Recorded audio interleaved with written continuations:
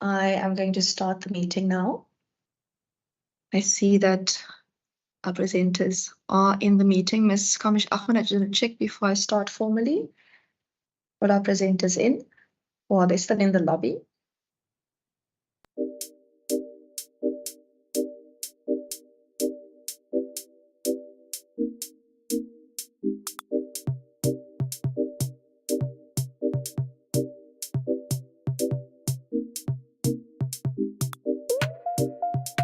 O'clock on the dot.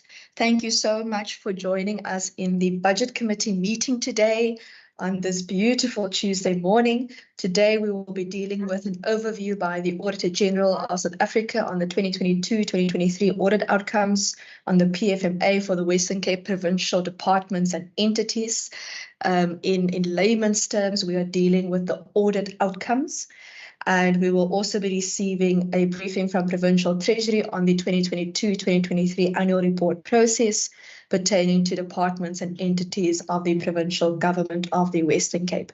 The second presentation that deals with Provincial Treasury in particular, members, as you would know, will be a standard, how they will be explaining how the annual report process happens.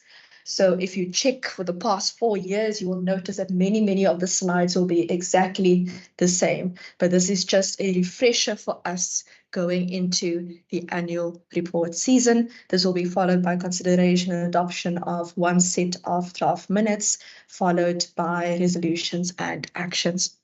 I have received apologies, but I'm first going to allow members just to introduce themselves, and then I will just quickly table the respective apologies I have received, and then I'll allow the respective departments and entities also just to introduce themselves. Thank you. My name is Deirdre Bartman, Chairperson of the committee.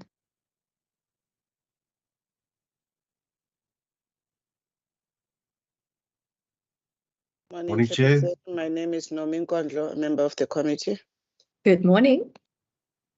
Morning, Chair. Gerrit Pretorius, standing in for Member America. Thank you. Thank you so much.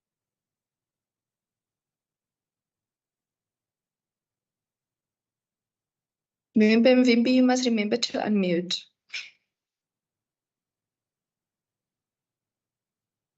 Member Mvimbi, are you with us? I also see Member Philander in the meeting. Good morning, Chairperson, colleagues. Wendy Kaiser Philander. Okay, I don't see any other members in the meeting, so I will just quickly table the respective apologies I've received.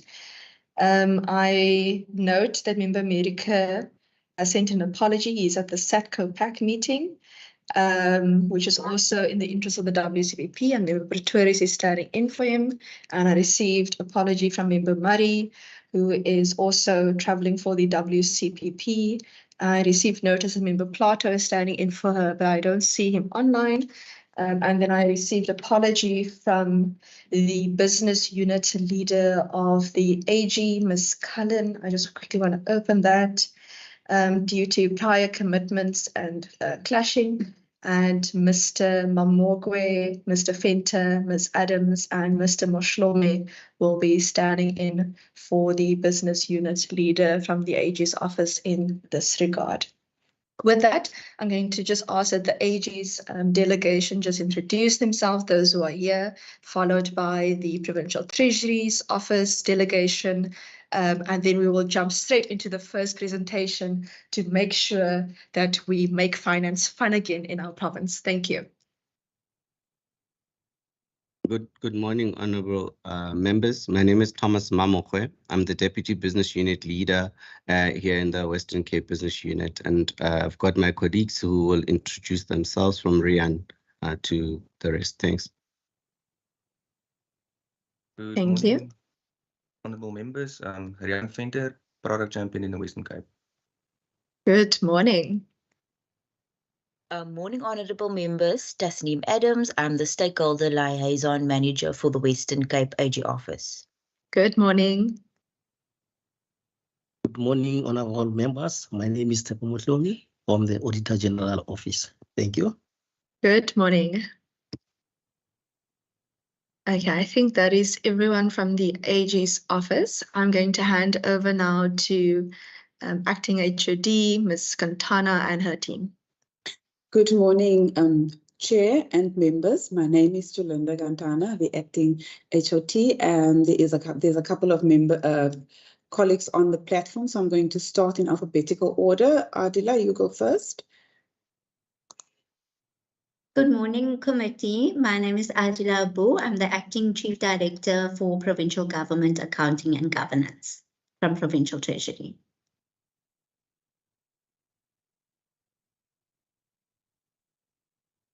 Malcolm? Good morning, members. My name is Malcolm Boyson, Director Fiscal Policy.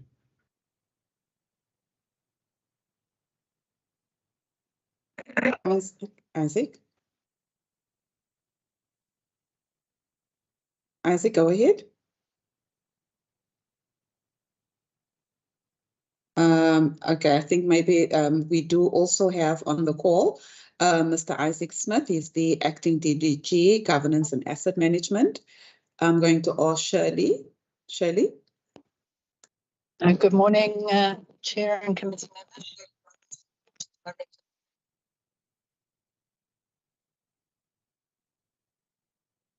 It seems like, Chair, with your permission, we're having a little bit of a technical glitch, but that was Ms. Shirley Robinson. She is the Chief Director, Public Policy Services. That takes care of the team from the Provincial Treasury. Thank you so much. And Ms. Kamish Ahmed has just alerted me now also that Member Brinkhuis is also with Member Murray in Ghana for the travels with the WCPP delegation. Thank you so much. With that, I just want to check Mr. Okay, I see a hand. Oh, there we go. Member Mvimbi. Good morning. My apologies, Chairperson. I've muted myself and I thought that maybe the meeting has not started, but I saw it was on my button. I've muted myself. I'm in the meeting, Honorable Chairperson. Thank you so much. We really appreciate it. Together, we are going to make finance fun again.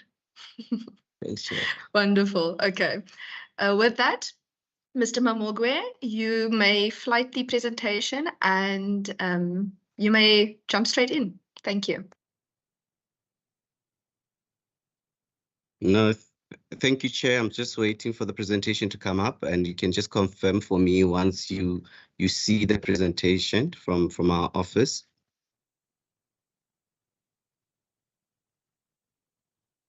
Thank you, Chair. Maybe we can go to the next slide, which Chair speaks to really our reputation promise as the Office of the AGSA, which has not changed. The Office of the Auditor General of South Africa has a constitutional mandate, and as the supreme audit institution of South Africa, exists to strengthen our country's democracy, enabling oversight, accountability, and governance in the public sector through auditing, thereby building public confidence. And I think our role today is exactly to do that with this committee chair, is to make sure that we enable oversight by sharing the insights that we've got for you today and the overview that we've got for you today as it relates to the outcomes of the 2022-2023 audit outcomes. I mean, to really make sure that we realize this intent as an audit office, we do have a strategy. Our strategy has got about 6 pillars. However, for this purpose, we focus. I'm going to focus only on the 3 major pillars that are sitting in the middle of that depicted picture for you, Chair, which shows that part of our strategic pillars includes insights, influence, and enforcement, where we're saying our insights is what we are bringing you today, which is the areas of audit that we look at, which is our financial audit, which is our performance reporting, as well as the reporting to laws and regulations. And those insights we bring to you in an attempt to influence the decisions that you take around the work that you do for this committee, as well as in some instances where there is material irregularities, use our enforcement leg as well to empower you to be able to take the necessary steps. So that is our strategy that is sitting right in the middle of that depicted picture.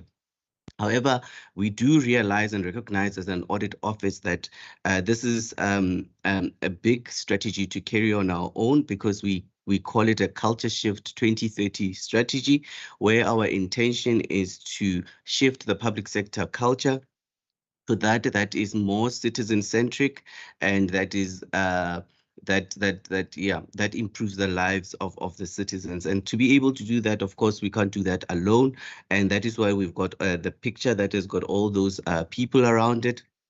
And those are the people that we believe as an audit office, and we term it an accountability ecosystem, where we believe as an audit office, those are the people that can help us drive this accountability within the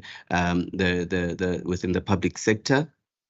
Including your internal audit, your audit committees, officials of the department, executive authorities, the executive leadership, Parliament, provincial legislatures, oversight committees, and so forth, including yourselves, of course, within that broad aspect. And that is how we want to activate this accountability ecosystem to ensure that we do get the shift in the public sector that we intend to get by 2030 as an audit office. So one may ask, maybe if you go to the next slide, where we left in the previous year and where we left the committee in the previous year, but not only the committee, but where we left the messages in the province in terms of what needs to happen to see a gradual improvement in the audit outcomes, and to see an improvement in the audit outcomes in 2022-2023, which is the year that we looked at. Our general report that we tabled in that year indicated that we wanted to leverage the stable control environment and financial governance practices to have a greater impact on the service delivery to the people of the province. And that was our theme for the province, as it were, as it related to the 2021-2022 financial year, because that is further still, Chair, aligned to our strategy as I've outlined it earlier, to say that we want to have an impact on the lives of the citizens of the country, and use our respective mandates to do so. In the past, the province has always been responsive to our messages and have shown commitments and actions to improve service delivery to the people of the province. However, the commitments in progress remain in progress. These are the commitments. These are the commitments. Apologies, Mr. Mamogwe. I'm just going to ask and remind members just to keep themselves on mute and to keep their videos off, just so that it doesn't interact with the presenter on the floor. Thank you so much. Mr. Mamogwe, you may continue. Thank you, Chair. Basically, what the point that I was making was that we made commitments in the previous year, in the 2021-2022 financial year, by the province, that were made by the province, and some of those commitments remains in progress, with quite no significant measurable impact that we have seen as in yet in terms of the current outcomes. We have also seen a citizen-centric culture by the provincial government, engaging with and listening to the citizens on the various platforms. So based on the commitments that the province has made, we've seen two things, and the first is that there's still some work that needs to be done as it relates to the commitments that were made in the previous financial year. Second to that is that we have noted that there has been a shift in the citizen focus by the province based on the number of platforms that we have been following the province on. Just to outline maybe briefly, Chair, the 4 commitments that we received from the province, from the provincial leadership in the 2021 financial year, where we left off in the previous year, was that the provincial leadership will intensify reviews of the annual performance plans and reports in line with the requirements of the reporting framework. Particularly, these were related to the collation of information on predetermined objectives. As you would remember, the outcomes last year was predominantly findings that were still on predetermined objectives. And in reflecting to what then is happening currently with regards to that commitment that we received from the provincial leadership, there's been action that has been implemented by the Premier and the accounting officers and authorities, which yielded some positive results in the 2 public entities that had findings on predetermined objectives. However, there should still be effort on the 2 departments, which are service delivery departments, that still has findings on performance information. And these departments are the Department of Education and the Department of Human Settlements. So that is the reflection specifically on that one commitment that we received, Chair, in the previous year. The second commitment that we received in the previous year was that the provincial leadership will use the skills and best practices already in place at the various departments to assist those that were that had matters on contract and procurement management. And we believe that as an audit office, that further intensification of this work needs to come through the province, as we have seen the figure of irregular expenditure increasing to 360 million rand in the current year, whilst in the previous year it was 330 million rand. And of course, the 2 main drivers again, Chair, on the increase in irregular expenditure in the province was human settlements and the Department of Education, with human settlements sitting at 171 million rand irregular expenditure reported, and the Department of Education sitting at 98 million rand irregular expenditure that was reported in the province, which accounted to about 75% of the total irregular expenditure that was reported in the province in the year 2022-2023.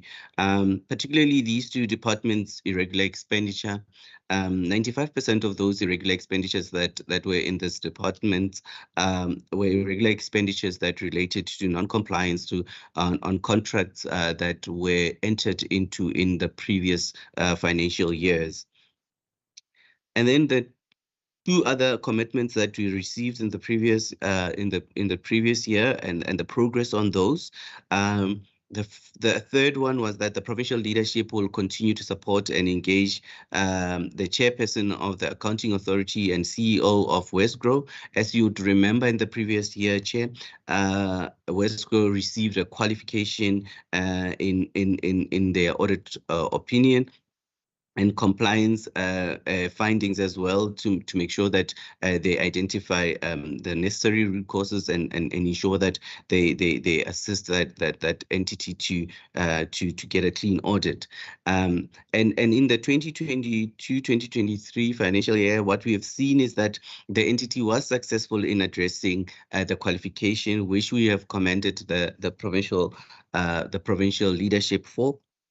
As they managed to clear out the PPE or the property, plant and equipment qualification that they had in the previous year. A lot of work went into making sure that they do a recount, a cold count, and make sure that they work through through that qualification.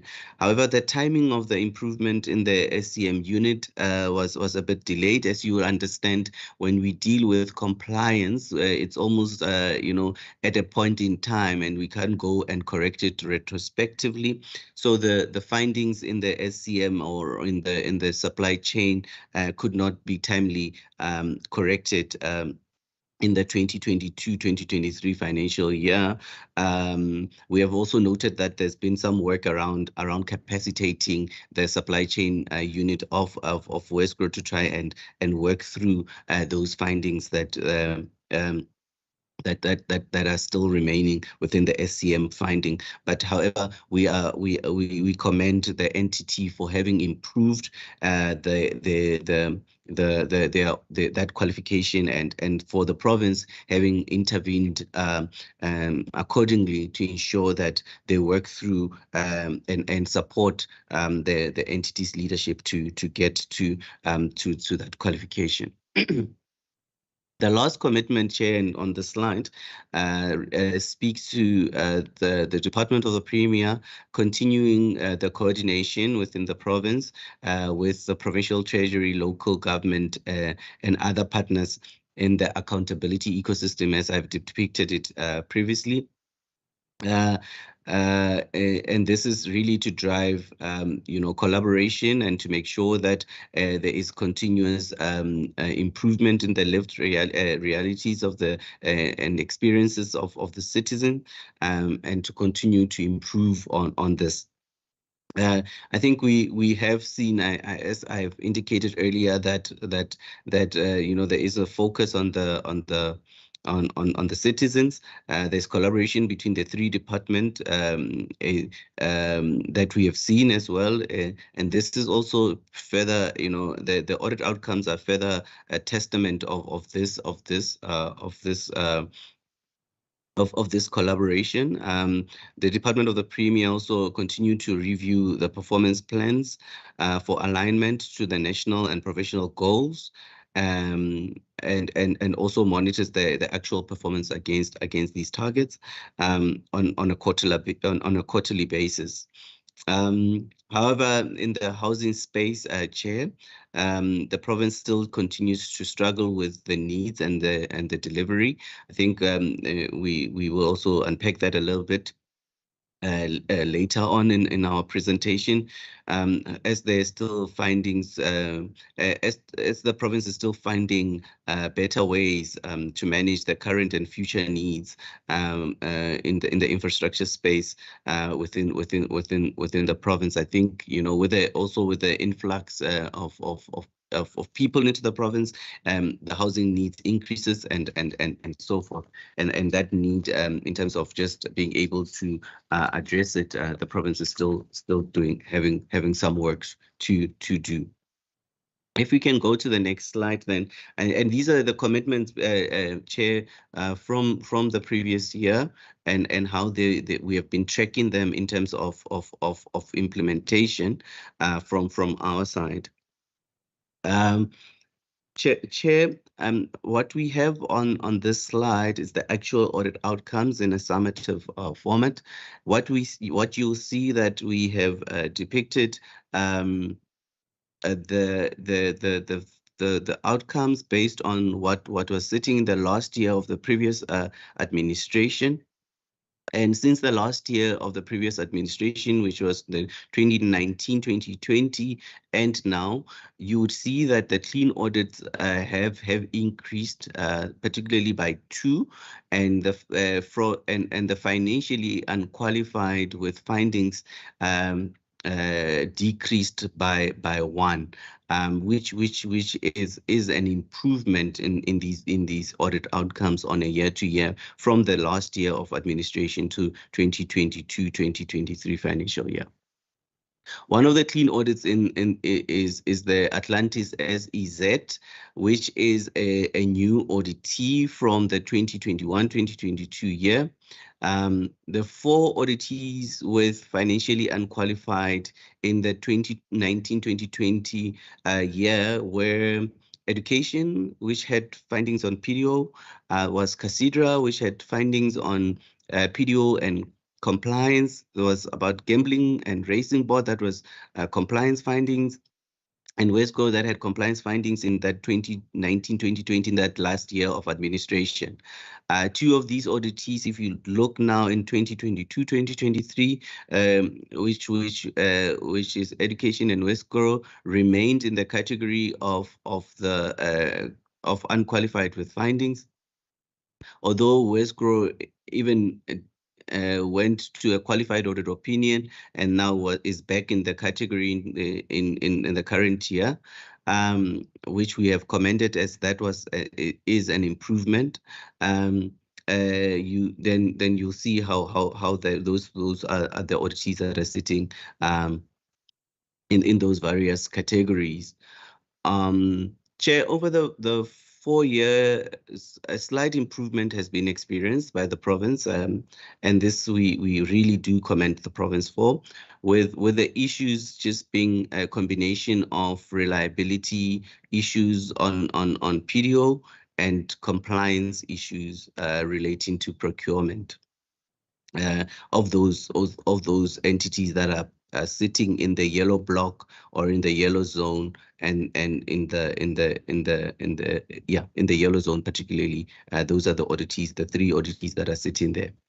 The 3 oddities that are sitting in that yellow zone are education, human settlements, and currently Westgrow, which if you see on our slides, we also depict in terms of we have 86% clean audits, Chair.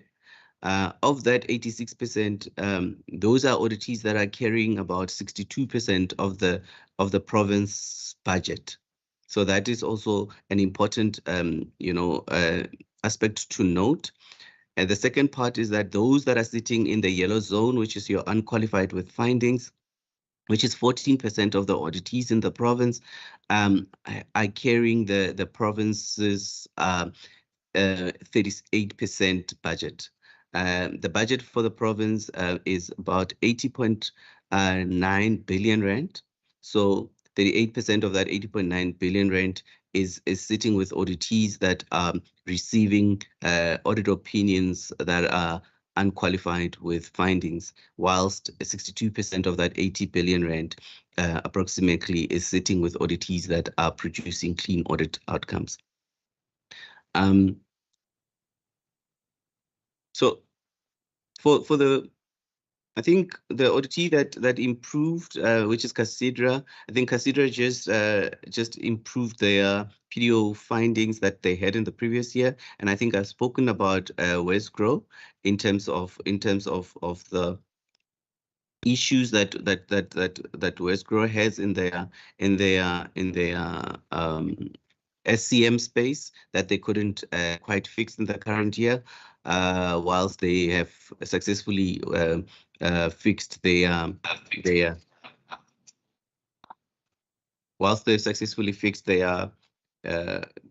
qualification paragraph, their qualification on PPE, Chair.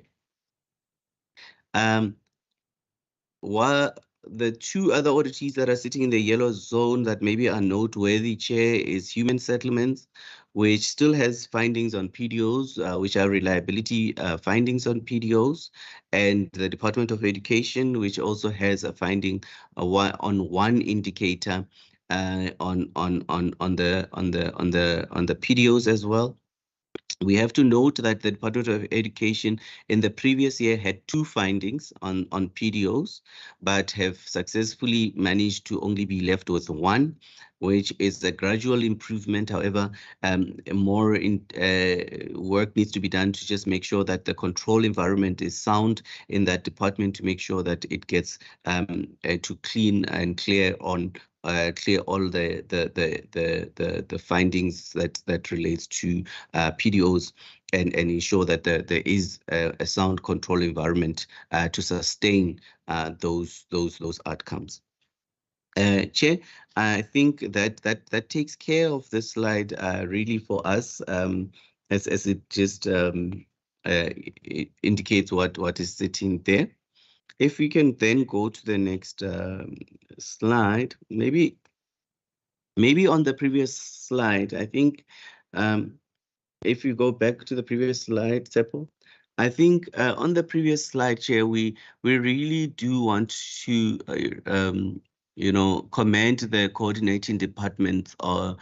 These are the Premier's Office, Treasury, and local government that continued with their oversight and support within the province and within these departments. As you would see, the increase in the clean audit space and the improvement in Westgrow moving from a qualification into the yellow zone, which is unqualified with findings.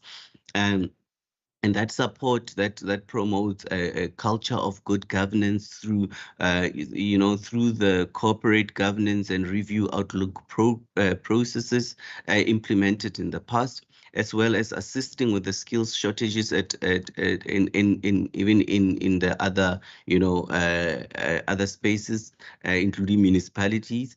And these ongoing support interventions plays a critical role in sustaining, audit outcomes through ensuring that the institutionalized budgetary controls, there's monitoring monthly reports, and there's an enforcement with regards to financial and performance management principles, including, the compliance to laws and regulations. So I thought it was important for us, to also make sure that we do commend the coordinating ministries as it relates to these outcomes in the province.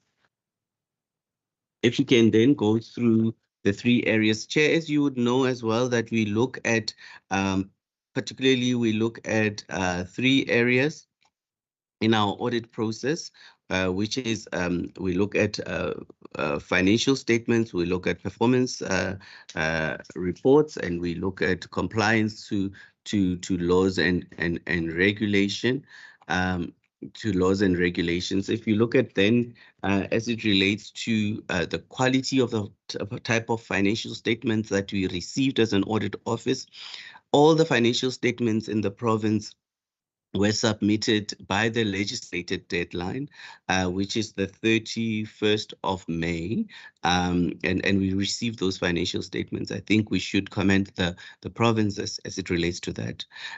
Historically, for the province, all the financial statements submitted has always been at a high level. In terms of quality that we see of the financial statements. And this trend really continued in the current financial year as well, as all the departments and the entities submitted financial statements that required limited adjustments, meaning after an audit process, there was not a lot of adjustments that we asked the departments and the entities to take through or to process, and there was really no material non-compliance related to those misstatements that we see. And you will see we in our slides, it is depicted as 100% in terms of the quality of the financial statements and the quality of the financial statements that are going to be published. On the slides, when we say quality of financial statement, which is the middle row, is the one that we received, and then the ones that are published is the one that after we've processed our adjustments, how then that quality would look like. So that is very encouraging to see that the province has reached the level of maturity where 100% of the auditees can submit financial statements that are free from material misstatements, and also do so largely year on year. I mean, if you look at your far right of that slide from 2019 to 20, and it was 100%, and maybe last year there was a challenge as it related to one auditee that needed to process some adjustments, and I mean Westgrow being one of those entities in that space, and then in the current year back to the winning streak of 100% of those financial statements not needing any material adjustments to them. I mean, this is really testament to the tone that is being set by accounting officers and accounting authorities, which filters to the various levels that are within the really the entity in sustaining, ensuring that they sustain clean audit outcomes which for us as an audit office really demonstrate the importance of daily and monthly controls, implementation, and the implementation of various action plans where there's weaknesses that might have been picked up within the system. But lastly, most importantly for us is also, we've seen instances where people are being held accountable for the various, weaknesses or mishaps that might have happened within the system. And that takes care of this slide. Maybe the next one which we look at is our performance reporting, which is the area that we also look at as an audit office. Over the past 4 years, there's been an improvement in the quality of performance reports submitted for auditing. Chair. There is, however, still a concern that we note as an audit office with a number of auditees performance that require adjustments. 17 auditees, which is about 81% of the auditees submitted performance reports that required no material adjustments. This means that there were still 4 auditees, which is about 19%. If you look at the percentages of the auditees that had to rely on the audit process to identify misstatements, correct them, and then be able to provide a quality publishable performance report. That can that is more reliable. So there is 4 auditees maybe that required material corrections and that were able to correct those. 2 of them was community safety, which was able to correct the material adjustments, and local government, which was able to correct theirs. However, the Department of Education and Human Settlements were unable to correct their material findings, and that is why they are sitting on the yellow zone. If you can remember our slide, Chair, as it related to the specific area. Key to note as well, Chair, that of these 4 auditee, only ComSafety and local government specifically were able. I think maybe I just wanted to stress that point to just make that point. They were able to correct the findings that we had in the audit process, and that took them to the clean audit space. And without the audit process, I think, which is the effort of the audit process, I mean, those performance reports would still have reliability issues. The ones that are still sitting with those findings, I think, is education on the one indicator, which is the Funza Lushaka indicator. And human settlements also having findings on various indicators related to title deeds, Chairperson. However, I think it's important to also maybe indicate that there were no findings on the usefulness of performance information for 2022-2023 financial year. For this section, Chair, what we look at as an audit office, we look at usefulness and of the performance report, and we also look at the reliability of the performance report. And as it relates to the usefulness of the performance reports, I think we can report to the committee that we did not have any findings as it related to that usefulness. But on the reliability aspect, it is the aspect that I was outlining to you in terms of having to work with those various departments to make sure that their performance reports are reliable, except for the 2 that I've mentioned. Maybe then we can move from this slide, maybe to go to the slide that speaks to the non-compliance findings. I think you will see, Chair, that 95%, which is about 20 auditees in the province, had no material findings no non-material findings. I think that was sitting there. We did have one auditee with material findings, which related to procurement and contract management, and this was Westgro. However, this does not necessarily mean that there were no findings, with in the management reports of those auditees. There were findings in those management reports of those auditees, and we will speak to those some of those findings maybe later on as in our presentation. For this particular slide, however, it just shows that in 2019-20, as we've been reflecting on the administration, the previous administration, moving into the current administration and the strides that have been made thereof. In 2019-2020, 85%, which was 17 auditees, had no findings and no material findings, and in 2022-2023, we do see that that is also slightly increased to 20 auditees not having findings, not having material findings, and only 5% having a material finding in their auditor's report. So the picture does look good if you look at this picture, Chair, in terms of the third area that we do audit as an audit office, which is one of the three areas that we audit, which is financial, compliance with laws and regulations, and predetermined objectives.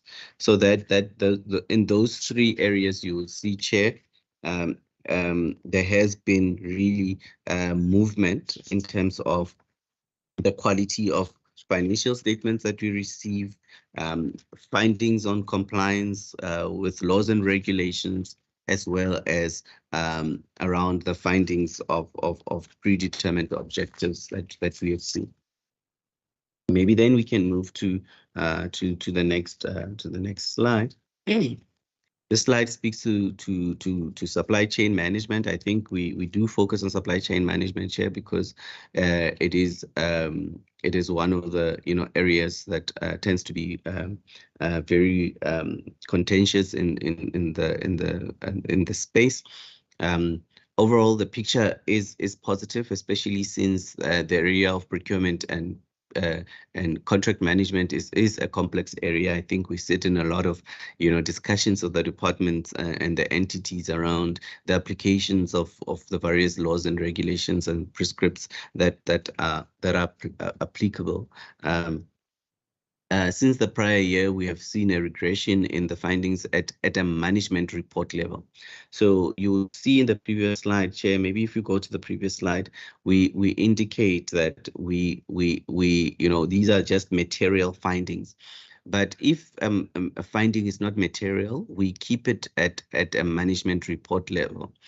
And we wanted, to say in the next slide, Tsepo, that although there is no findings that are sitting in the auditor's report, that does not mean there are no findings that are sitting at a management report level.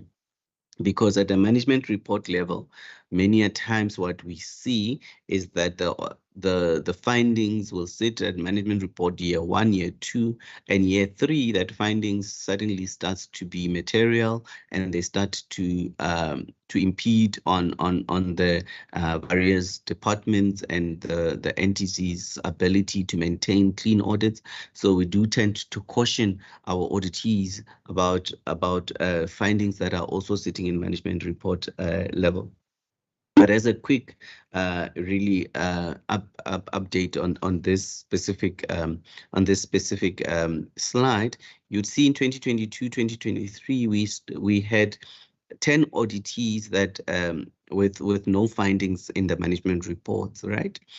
But we've got 10 other auditees with findings in the management report. And we've got one that has got, if you remember the 5% from the previous slide, we do have one with a material finding that is sitting in the auditor's report. So in total, you do have 11 auditees that has got findings on material, that some are not material, but they are sitting in the management report and audit report respectively. And that is important to note. I mean, 6 of those auditees' findings related to uncompetitive and unfair procurement processes. In 6 of those auditees, 2 of those auditees related to procurement from suppliers without, SARS tax clearances, and about 5 auditees had findings that related to local content findings and prescripts around local content. So that is what we also wanted to bring to the committee's attention, as we would like to see the various auditees, the departments and the entities having action plans as well relating to these management report findings, especially on the prescripts that are still applicable, to make sure that when the audit process as well starts in the next year, we do not find ourselves with findings in these various areas as well. Excuse me, Chair. Chair, I think if I now move to should be my last slide, which is the slide that relates to irregular expenditure. I think earlier on when we were speaking about the commitments, we did reflect that irregular expenditure has increased in the current year. It has moved from last year being 330 million rand to 359.9 million rand in the current year approximately, which is an increase of approximately 30 million rand of irregular expenditure from the previous financial year. Your top contributors of irregular expenditure, Chair, are human settlements, the Department of Education, and I think we've spoken about Westgrow as well, as it related to these irregular expenditures. We've noted that these top 3 auditees account for about 75% of the total irregular expenditure in the province.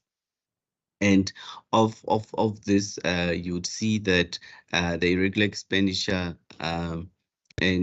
increased at Westgrow because they couldn't deal with supply chain issues due to capacity issues in the previous year.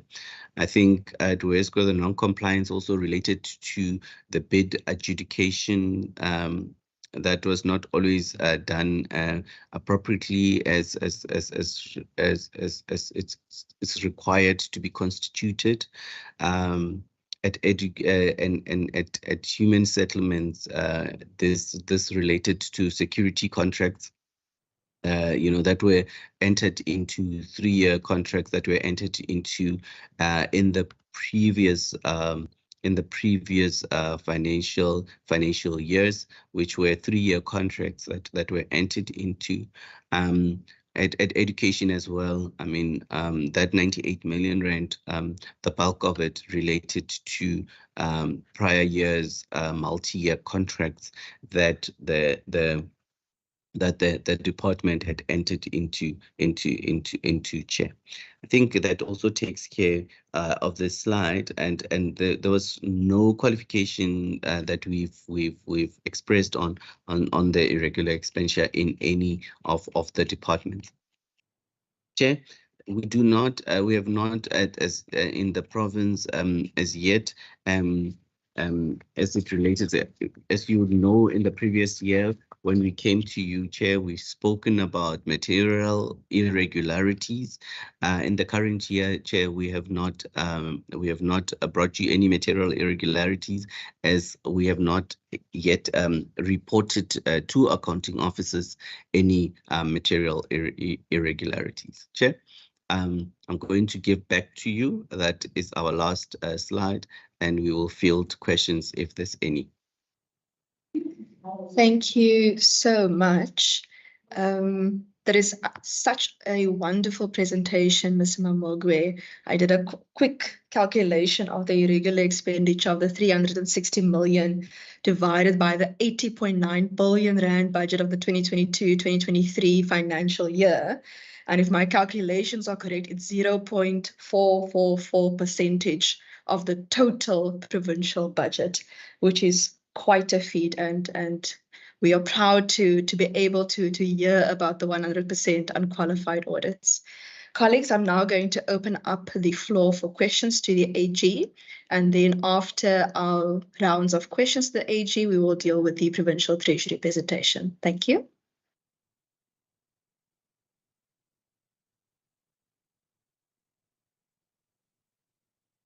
Member Mkondlo? Are there any other hands? Otherwise, I will then go after Member Mkondlo, Member Mvimbi. Okay, in that order, Mkondlo, Mvimbi, Bart. Thank you. Thank you, Chair, and thank you to the presenter. I've got about 3 questions. My first one, I think there is a slide related to misstatements and 100% performance as it relates to misstatements by all auditees. I want to understand what is the relationship of that slide with the other one that relates to, I think, less than 100% on quality of reporting and the likes.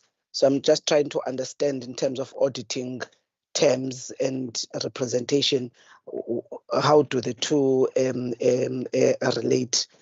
And then the second one, Chair, is that on the issue of management reports, what would the AG indicate to us in a particular financial year? What is the number? And I'm saying on average, and he can use the 3 auditees actually that have got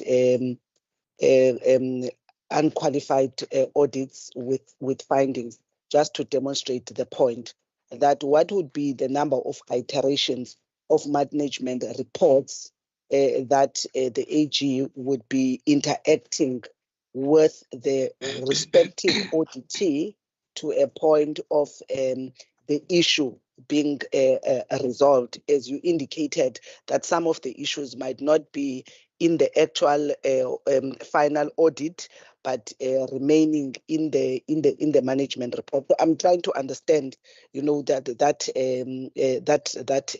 relationship, and is it possible for the committee to request for those management reports and get access to that information to understand how a department between the AG and the respective auditee, they've been engaging in a particular period. It could be from the 2019 to date, to understand how that specific issue has been responded to by the specific auditee. So those are just my questions, Chair. Thank you very much. Thank you so much, Member Mvimbi. And also just Member Mvimbi, as you unmute, I muted you earlier while Member Mkondlo was speaking, just so that we don't have an echo. I don't want you to accuse me that I'm muting you. No, I did not even notice that, Chairperson. Thank you very much for that. I know you won't do that, Chairperson. Thank you very much, Chairperson, and also thank you very much to the AG for such a comprehensive and very enlightening report. 2 or maybe 3 questions from my side, Chairperson. I think the AG indicated that part of there are actually 3 areas that they normally concentrate on in terms of conducting their audit. One is financial statement, I think the other one was issue of performance and as well as compliance with legislations. I just want to check, AG, out of all these audits that you've looked into in the province, are there any that have taken you to court in this financial year, or actually have there been any attempts whereby some of the auditors indicated that if you give them a qualified audit, they are actually reserving their rights in terms of wanting to check with the court of law whether were you within your powers to give them a qualified? I just want to check that. So the second question from me will be, in the management report, is it possible that we can have access to this management report so that I think it might actually assist us in clarifying most of the questions that you might have, because in most of your presentation, you've been referring a lot to the management report. I know I'm not saying that maybe a management report, especially because if we are talking about management report, I personally don't want all the 20 management reports. Maybe 3 management report of the Department of Education, Human Settlement, as well as WESCRO. Is it possible that we can have access to that? The last question, Chairperson, will be on the issue of, again, these 3 auditors that seem to have been having unqualified but with findings Education, Human Settlement, as well as WESCRO.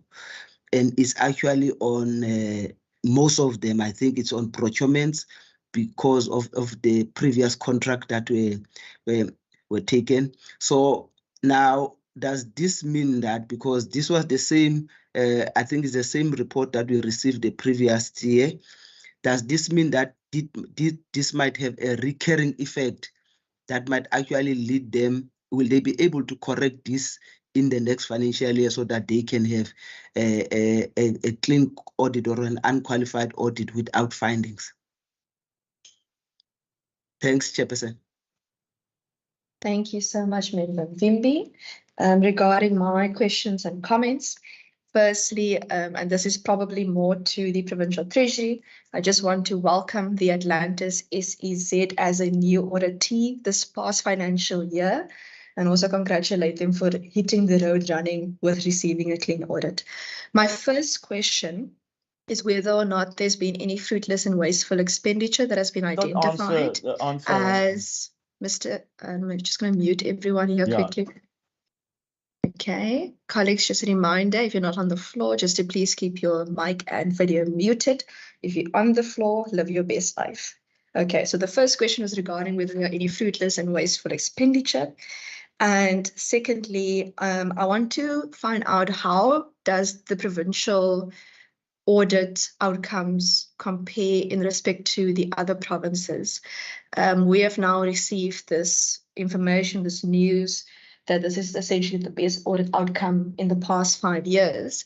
So it would be good to be able to see, okay, comparatively in South Africa, how are we doing? Where can we do better? What is next? Thank you so much. Mr. Mamogwe.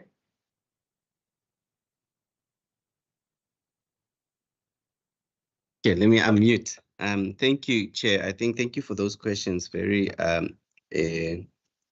interesting and very comprehensive. I think it's always nice to start from the bottom up. I'll start from the bottom up because that is the last question that is fresh on my mind. Around, the comparability of the outcomes to other provinces.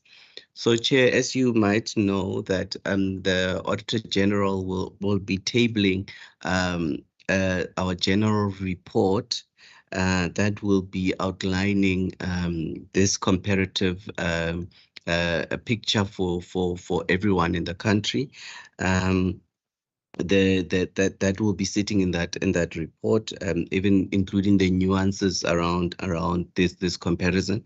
So I will reserve that part of this discussion to that tabling of that general report.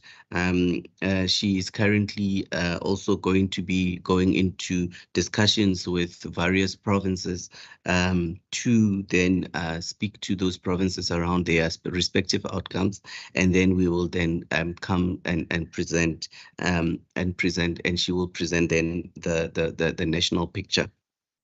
We will then, as a provincial office, just maybe share with you through a correspondence, where to access then that information.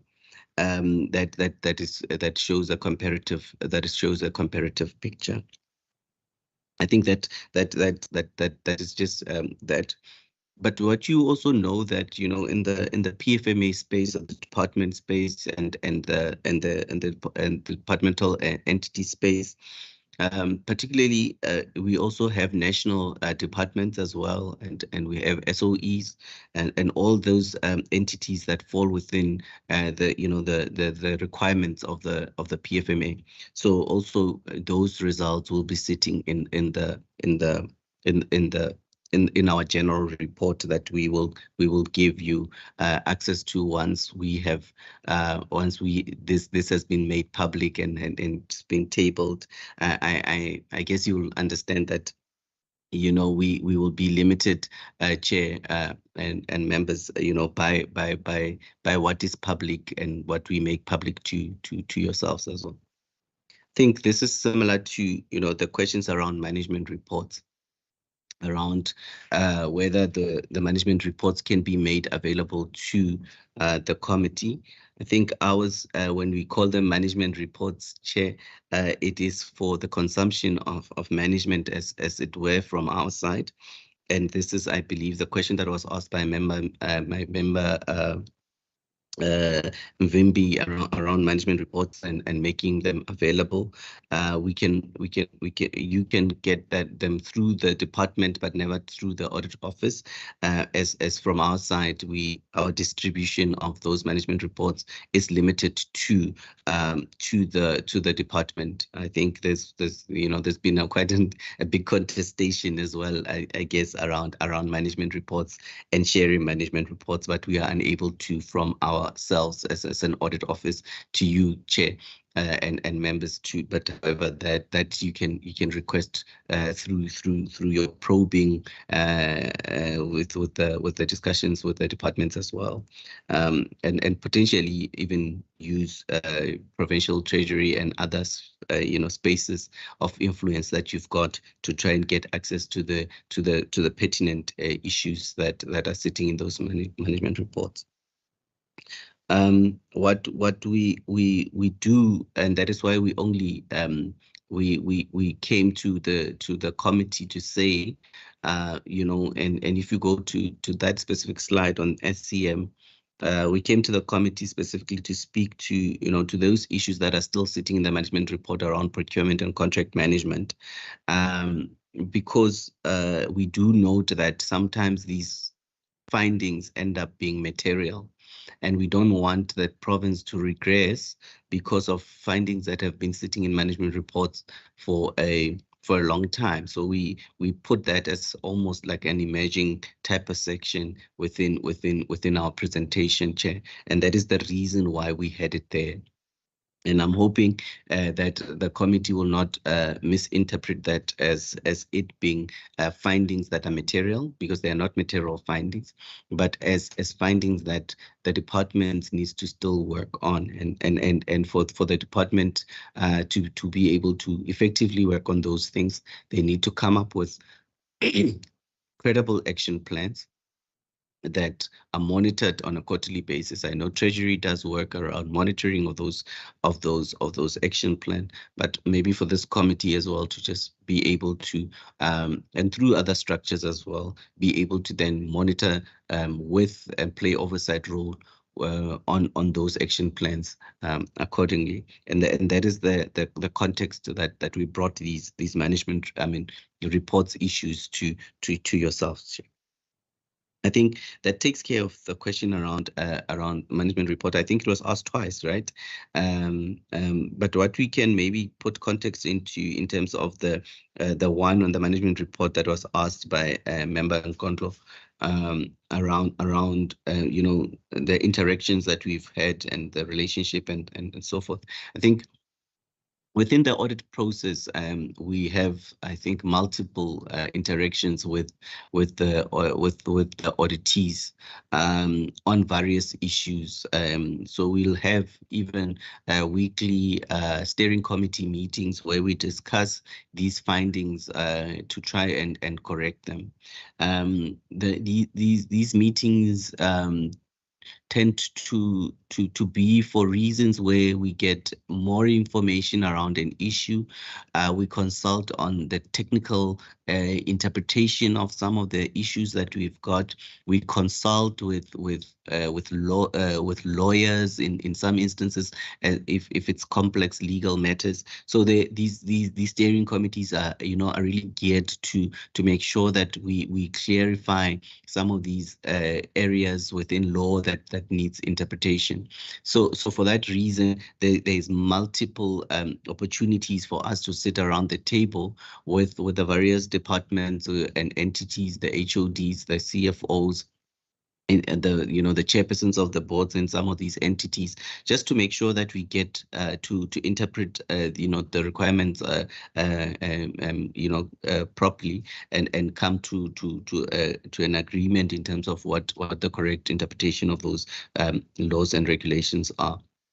And within that process, if we get to the end of that process and there still remains, a finding, then that's the finding then that we will put in the management report. However, if that finding is material based on the methodology that the audit office follows, then that finding then is escalated into an auditor's report finding, and that is the process that we follow.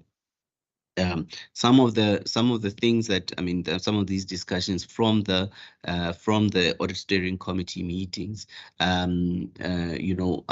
will be communicated in writing in a form of what we call a communication of audit finding between the department and the audit office, and the department then will respond in writing to say, based on this and based on our discussions and based on having they interpreted this legal prescript, this is then our final sort of view on the matter, and the auditor will then review that final view and provide an auditor's conclusion on that to say, we then believe that this is correct or in this way, or this is interpreted or should be interpreted this way in the audit office's view, and then assess it in terms of its materiality accordingly. So basically, those interactions happen throughout the audit. Some audits starts as early as December the year before. And those audits then carry until the 31st of July, and those matters on a weekly basis then gets discussed in that way, just to make sure that we do get the accuracy and the correctness and the validity of an audit finding to be accurate and correct. So that takes care of that question that was asked around the management reports and the on average how frequent do we interact on various issues, and how do we get to finality on those issues. I think there was also a question around from Member Mvimbi around whether there was any complaints, the pushback on our findings, whether there were threats for the audit office to be taken to court. I think the audit process is very interactive, as I've outlined, and within those interactive, debates, we will have disagreements in terms of interpretation. However, the audit office has established a process to deal with issues of disputes on audits, and we have a dispute resolution mechanism that we have socialized with Provincial Treasury, and we have socialized with the respective departments in terms of what should be sitting in that dispute resolution mechanism. In an instance where the department then or an entity does not agree with the interpretation that is provided by an audit office on a specific matter, they do have an opportunity to raise that as a dispute, and that dispute then to be dealt with accordingly.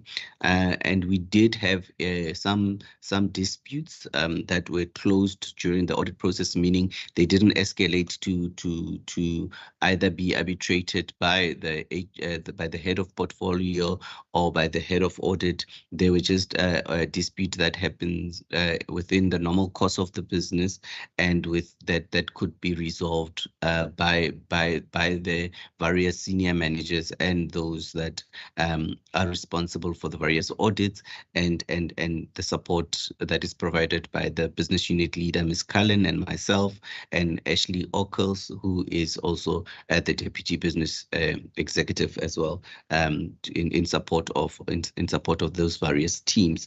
So I would really indicate that the dispute resolution mechanism that we do have within the process has helped us in dealing with the potential disagreements that we've had between ourselves and some of those auditees.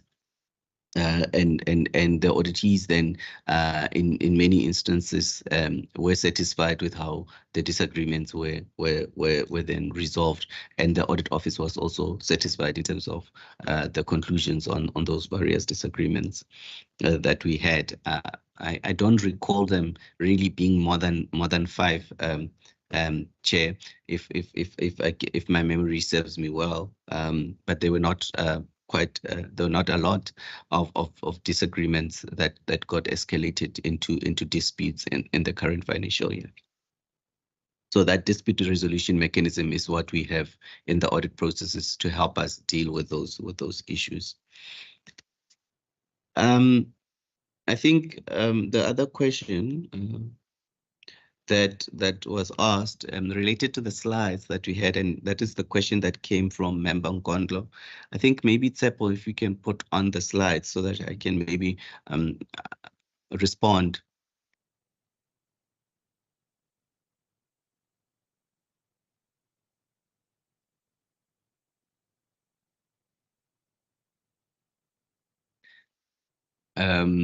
So if you go to the previous slide around the quality of the financial statements.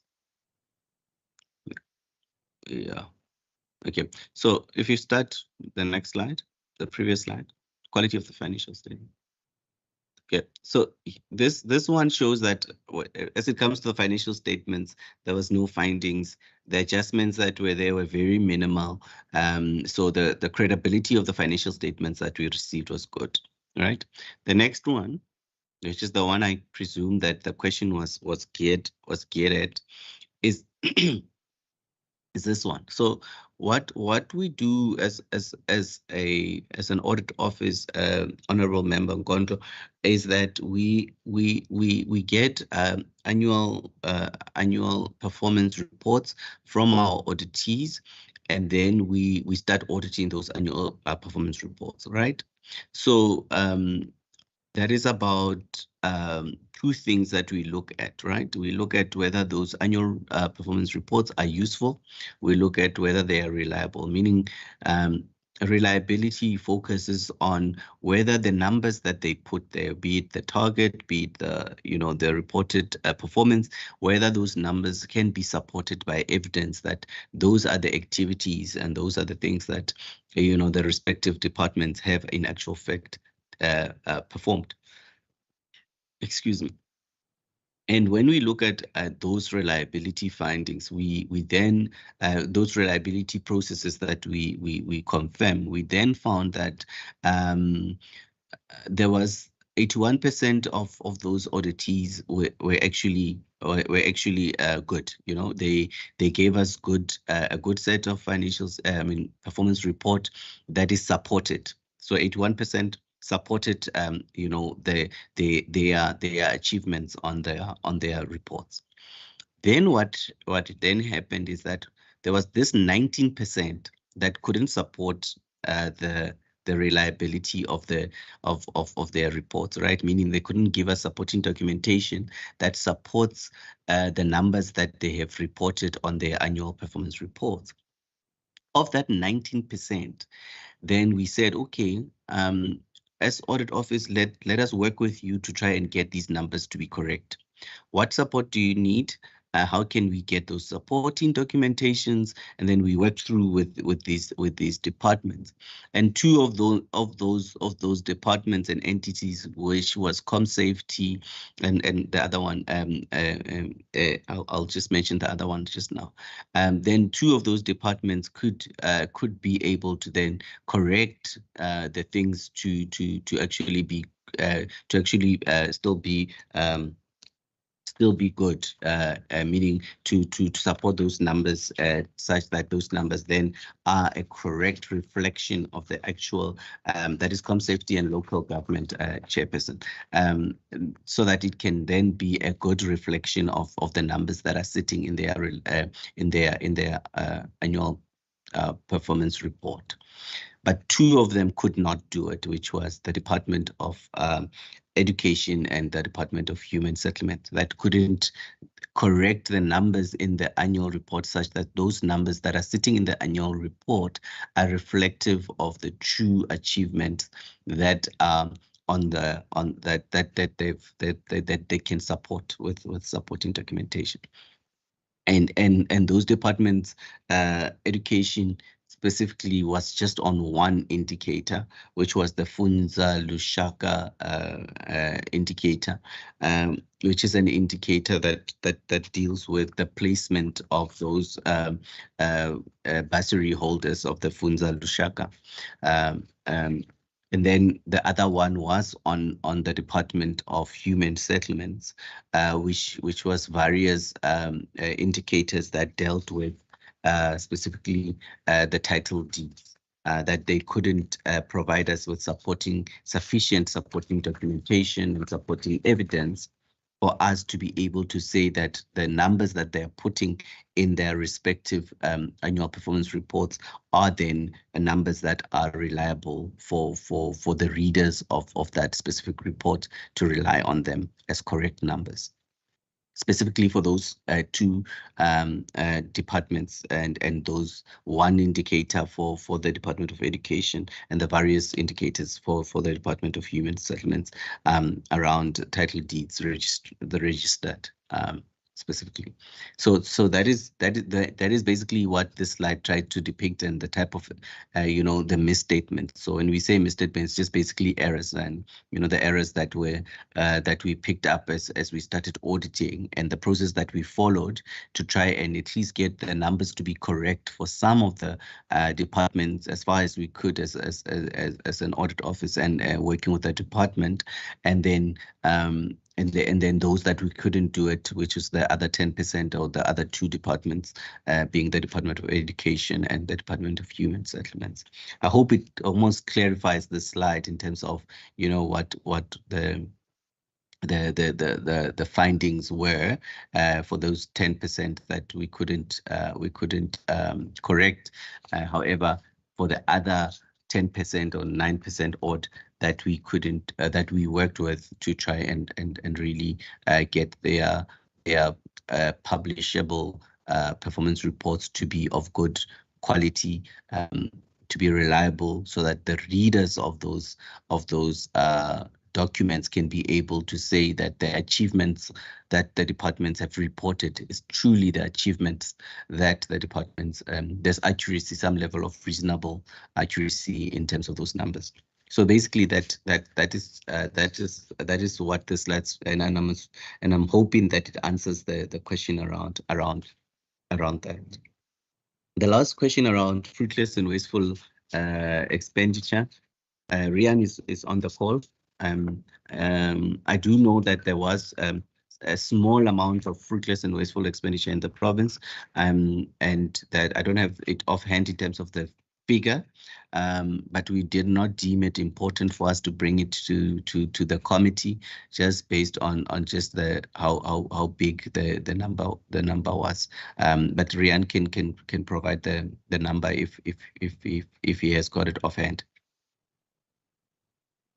Thanks, Thomas. So for the province as a whole, over the 21 auditees, it's 1.7 million rand. So it's, yeah, if we do the comparison in terms of similar to the regular compared to the total budget, it's a very small percentage. And that's why also we didn't have a specific slide on it. Okay. All right. That takes care of that question. On that, and I think the other one is just a comment around the Atlantis as is it, and oh, there was another one around from member honorable member Mvimbi around whether there's going to be a recurring effect on the irregular expenditure. That is the top three that have got irregular expenditure. Honorable Member Mvimbi, I think so there's a bit of a technicality here, and this technicality really is sitting in our in the way the processes that are followed by the audit office. But in some of the multi-year contracts, right, we only report the non-compliance in the year that we picked it, and we don't report it in subsequent years because we already reported on that non-compliance. So it would be that if we reported the non-compliance in the current year, in subsequent years, we're not going to report those non-compliance as it relates to that specific contract. However, we cannot not report the irregular expenditure.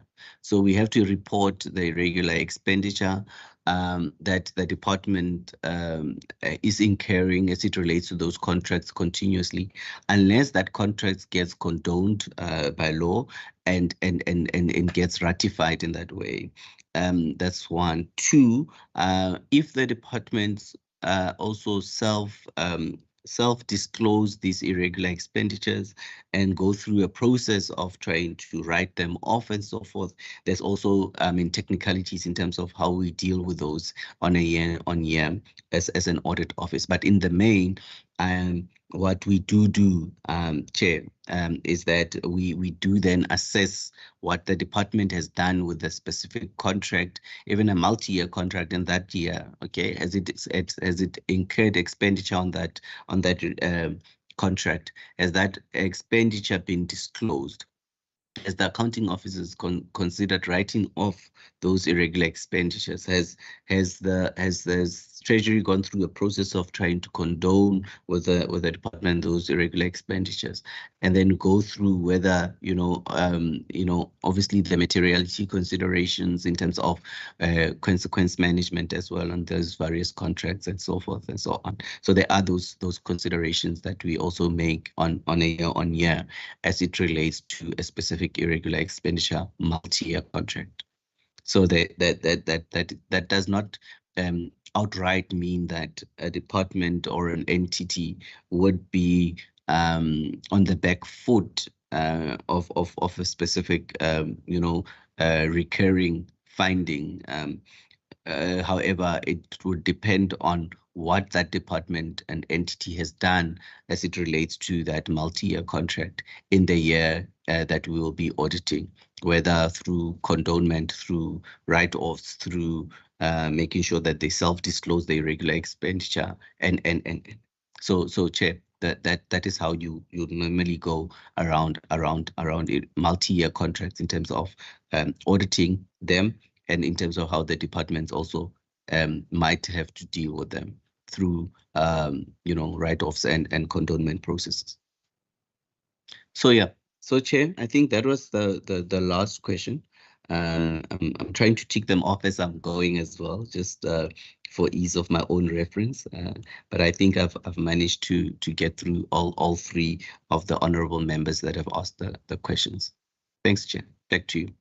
Thank you. I've ticked off the same ones. I do think you've covered anything, but if not, the members can always ask a follow-up question. I just want to check with Mr. Venter.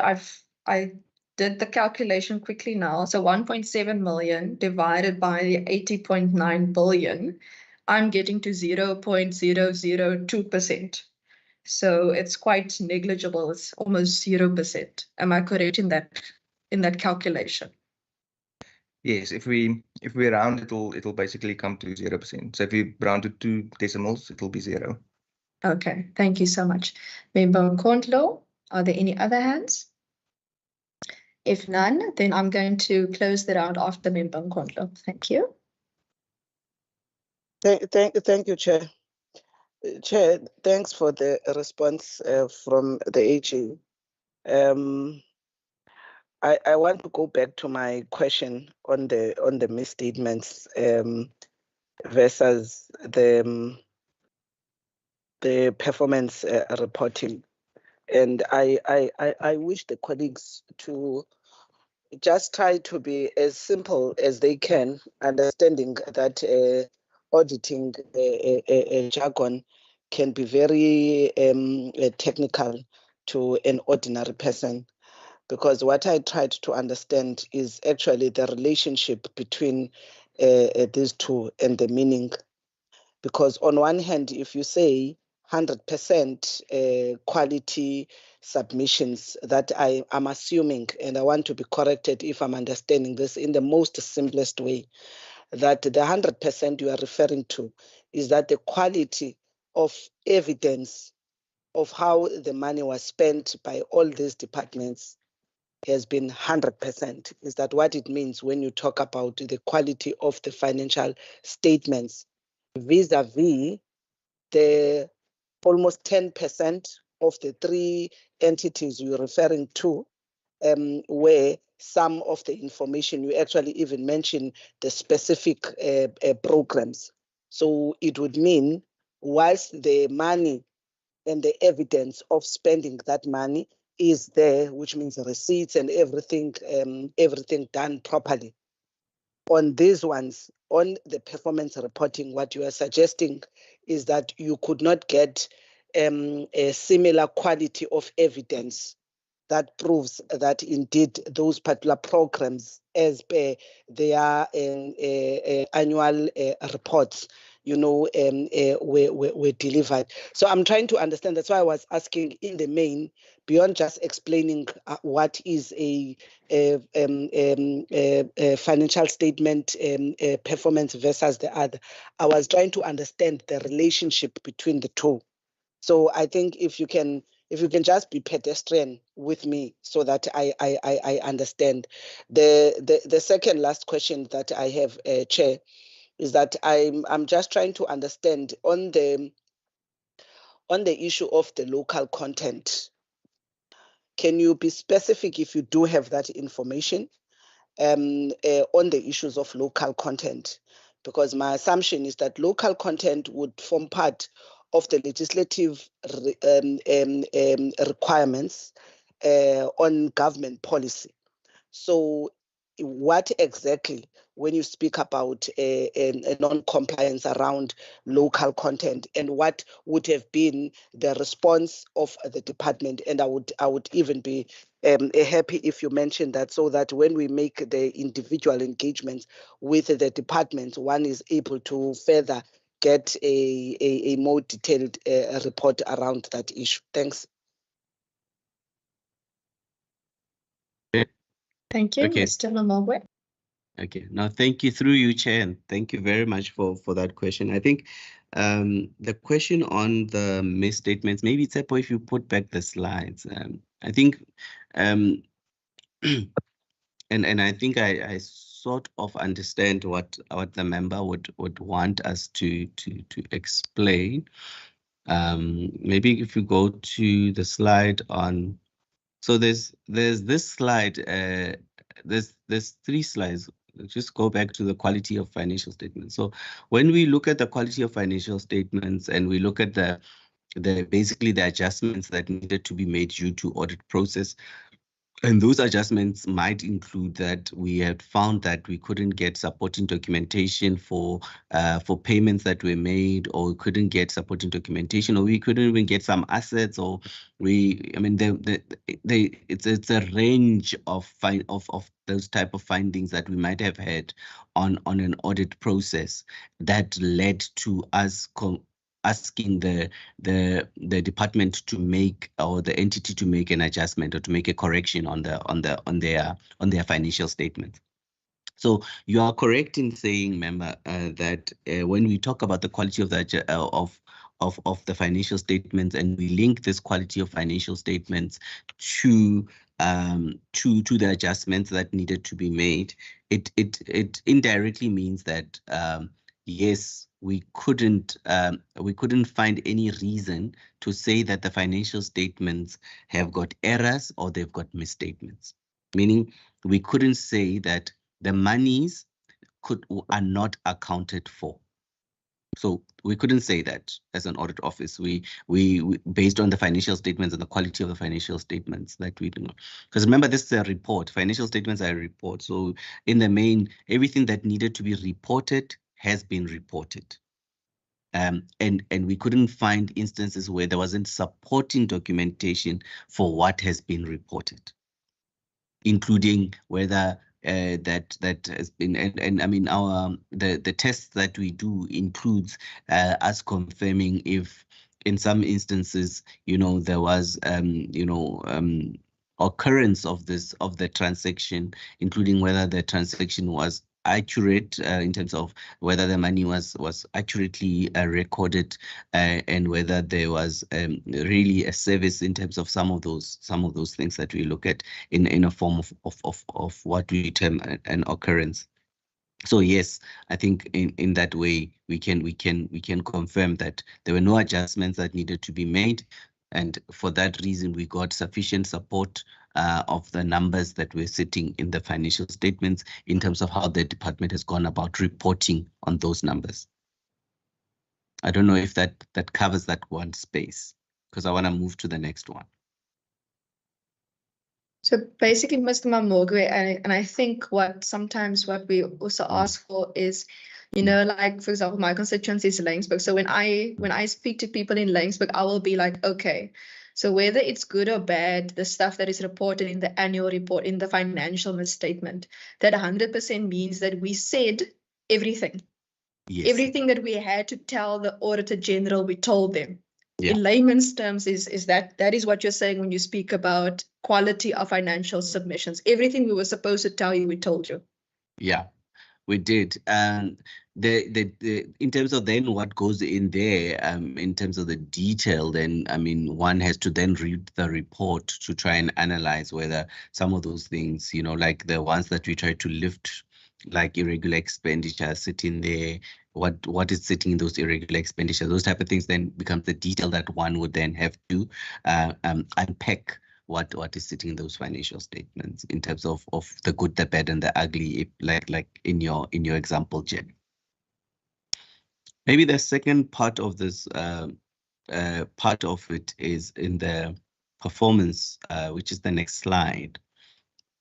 In the performance is a similar analysis. However, with performance, what happens is that we are saying that 81 everything was reported that needed to be reported in the accurate way, in a valid way that it needed to be reported. However, there was 19% of that needed an audit process to assist the various department and entities to get to it being 100%.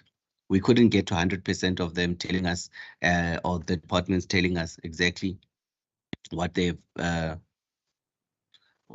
been, what they have been. Yeah, there we go. 100% of the entities indicating, that what their achievement was in a specific year, and we worked with the 19% that was not, let's say, accurate, and we only could get to 90% that is accurate, with 10% remaining. And the 10% that was remaining was human settlement and education. The other one, which is Com Safety and Local Government, Department of Local Government, we were able to work with them to get the numbers of achievement in their performance report to be reflective of the numbers that they could support with their supporting documentation, or supporting evidence that they could provide to us. I think the deeper question, or the question that I'm when it comes to the quality of these achievements and money spent, right? So what we do see as a correlation, of course, there needs to be a correlation, is that when you set a target, and when you set the target, you need to work through your own process to get to align that target to a budget. So you say, I want to build one school. To build one school is 10 rand, right? So you'll have that. But if you don't achieve the one school, right, and you don't, but your 10 rand is spent, one needs to explain. And that's where I guess the question as well, which is a level deeper, goes into, right? And of course, that is not the test that we brought here in terms of this slide and what we are trying to explain to the members. So when you go into the departments and the various discussions with the various departments, one, but also if you go into some of our reports, especially the sector reports that speaks to the departments of your health, education, and so forth, we do outline areas where there was non-performance in terms of non-achievement of the various KPIs.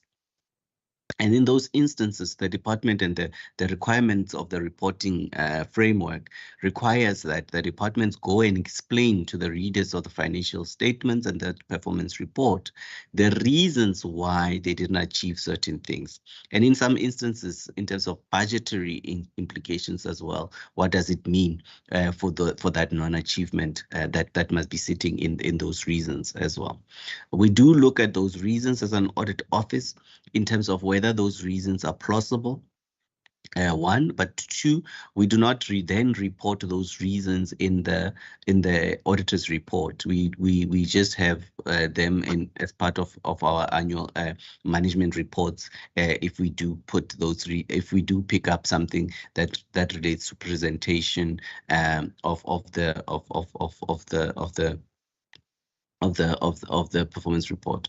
What I think I've indicated earlier in the slides is that we did not pick up any findings on usefulness, meaning we did not pick up any findings as it related to whether those reasons were not plausible. So I think for me that in terms of why there was non-achievement, however, there was, I mean, for all the departments, there was 1 or 2 KPIs, because I mean, for all the programs, and there was not in all instances 100% achievement of all the KPIs. But in those instances, the department needed to explain. And if budgetary issues were the challenge, then they also needed to speak to that budgetary constraints on why the achievement in actual fact was not achieved. And I think it is for this committee to maybe also go and be able to ascertain in which areas the departments and the various entities not achieve their targets. And what are the reasons and driving forces for that? Because that's when you can be able to influence and get into that space of being able to try and get the departments to start acting more towards the citizens in terms of giving the citizens, the services that they deserve at the right quality, but link it properly to the required budget for those achievements.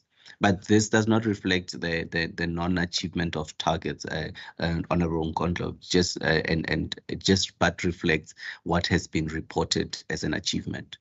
I hope that sort of covers it holistically. Thank you, Mr. Mamogwe. So if I was Auntie Sarah in Deirdre's constituency in Laingsburg, you would say, okay, if you said you went to go buy 10 pens, you must now have the slip to say that you bought the 10 pens. No? And that slip is what the Auditor General uses to say, okay, Deirdre did buy the 10 pens. So then you helped Community Safety and Local Government to go find all of their respective slippies that Auditor General Mamogwe needs. And you were like, okay, cool, we are correcting because we have found the supporting documents, etc., etc. And when you say, for example, no findings on usefulness because the reasons were plausible, maybe something happened and Auntie Sarah was be able to explain to you, Mr. Mamogwe, this happened on that particular day. This is maybe why I don't have that slippy. But those will also be able to be unpacked in the different annual report auditor sessions as to why respective departments don't have their respective slippies. And that this slide means that we went from 67% being able to support that supporting documents to 81% now. So there's room for improvement, but well done so far. Am I explaining this well enough for Auntie Sarah in my constituency in Laingsburg?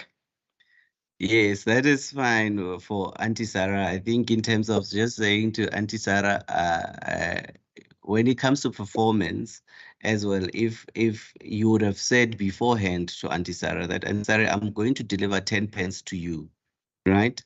And then you write in your report that you have delivered 11 pence, right? And then I come and I say, okay, how can you support that you have delivered 11 pence, right? And you're like, oh, I have a sleepy that I bought 10 pence. And then I get to you and I say, okay, I can see your sleepy says you bought 10 pence, but you are writing here in your annual report that you delivered 11 pence to your constituencies in Laingsburg. And then where's the other 1 pen that you say that you have delivered?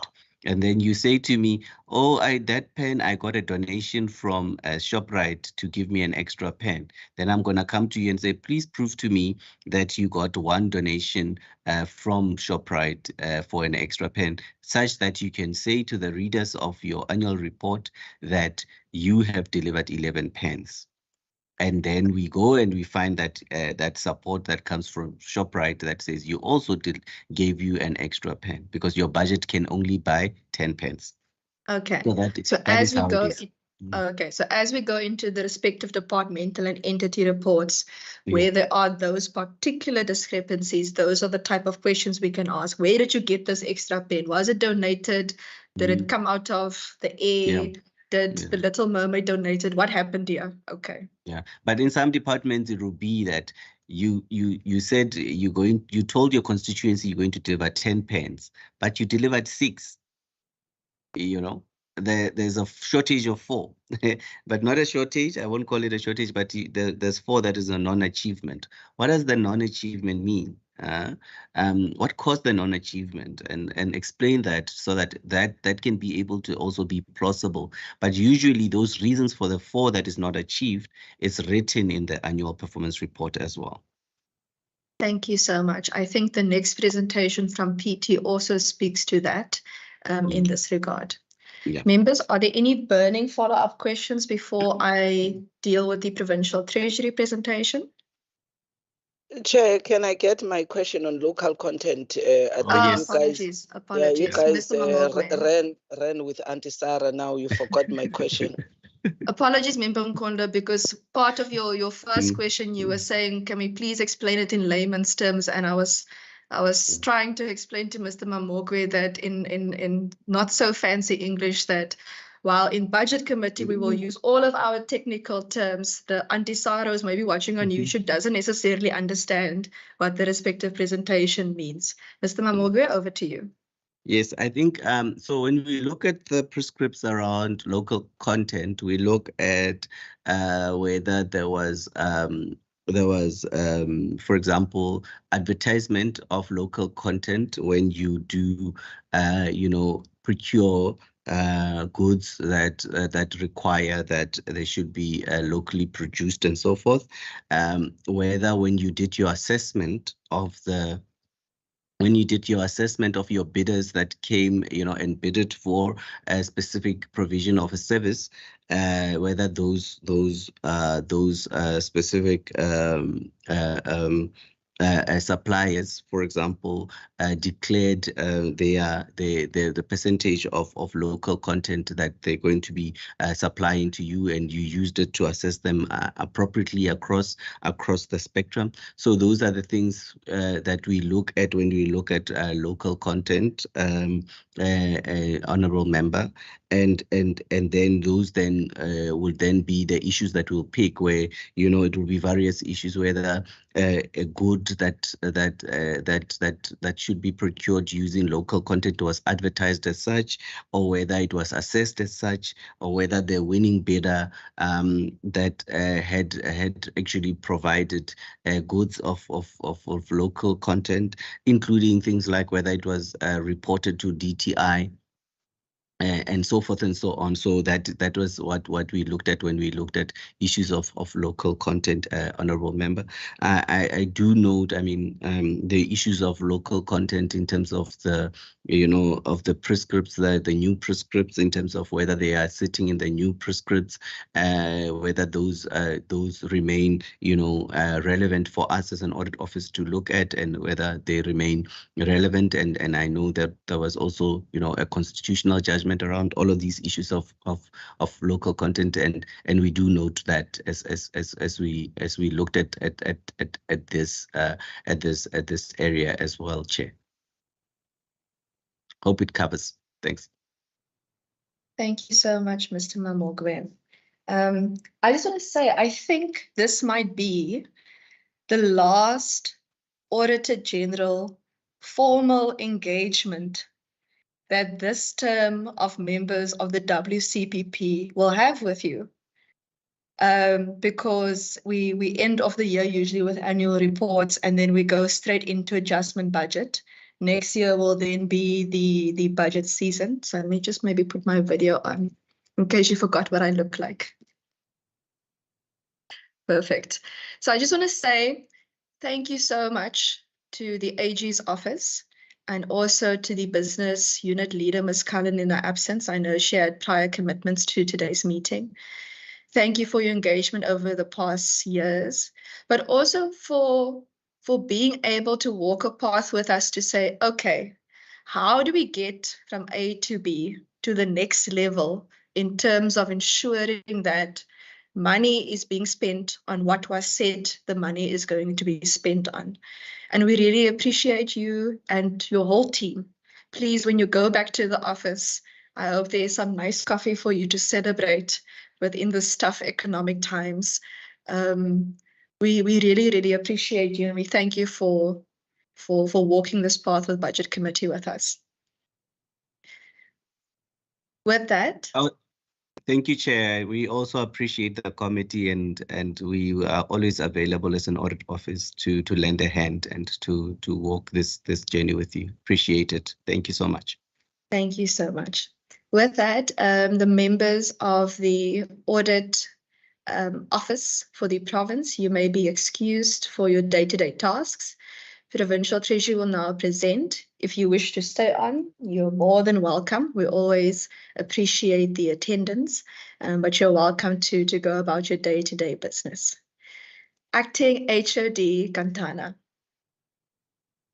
Firstly, to yourself, to the minister, to your team, well done. Well done. The best audit outcomes in the past 5 years, all unqualified. Thank you so much. We're going to jump straight into your presentation. Colleagues, just a reminder, we have had this presentation in 2019. We've had this presentation in 2020. We've had this presentation in 2021. 2022. This is the 5th time this presentation is being made, and it's more of a refresher as to how to read the annual report, especially for those who may be new members perhaps since the last annual report season. Thank you so much for engaging us in this regard. Over to you, and then I'll open up for questions and answers afterwards. Thank you so much, Chair. And maybe just to say, finance is fun. We are taking note that the pack consists of 43 slides. I'm just switching off the camera. So the pack consists out of 43 slides, but like you have already indicated, we've been doing this presentation annually. And so what we have tried to do is to really summarize the main points in the first 9 slides. So if the committee is okay, we can either do the first 9 slides, which will include areas where there's been changes and tweaks in terms of the guide that was issued previously, or we can go through the full deck. Chair. Ms. Quintana, members did receive the presentation beforehand as well. I think my advice would be on the different sections to maybe just summarize. And where you think it may be necessary to go into detail, you may do so. I think members will also ask you questions where they require maybe more detail on something that they may need more information on in terms of how to interpret it in the respective annual report season. Thank you. Thank you, Chair. Maybe just by way of introduction, and then I'm going to Ms. Adila Abu and Mr. Isaac Smith is going to take us through the entire, through the presentation. But just to indicate that on an annual basis, we do get the annual report guide for both national and provincial departments, but with a separate one for your Schedule 3A and 3C public entities. And really the report highlights the significant achievements, performance information, like just carrying on from the previous speaker and the input by AGSA. Governance, human resources information, and financial information. And that includes the actual achievements in relation to planned targets as well as budgets as published in both the strategic plan as well as the annual performance plan, and how that then relates to the estimates of provincial revenue and expenditure and adjusted estimates. It does really assist and just also communicating with the public in terms of our good governance agenda that we're striving always towards, but the publishing of this information promotes accountability and transparency in terms of the efficiency and effectiveness of government departments, and it improves trust and confidence in terms of our ability to deliver services. So with that, Chair, I'm going to hand over to Ms. Adila Abu to take us through the presentation. Thank you. Good morning, Chairperson and members. As Jolinda has indicated, I will take us through the annual report process and guidelines. I will focus on the summary of what is included in the annual report, as well as highlight the changes that have been made from the prior year. So as Ms. Quintana has mentioned, National Treasury provides an annual report guide specifically for national and provincial departments, as well as a separate guide for Schedule 3A and 3C public entities. It is, she's touched on what it's meant to highlight and what the information included, so I won't go through that again. It's important again to just reiterate that the information that is reported must be accurate and balanced. So this means we report on both successes and explaining our shortcomings. So what's also important is to bring in the cycle that comes through, and just to, now we are at the point in our 5th year of Sorry, Ms. Abu, I'm just going to make sure that everyone's quickly muted other than yourself. You may continue. Okay.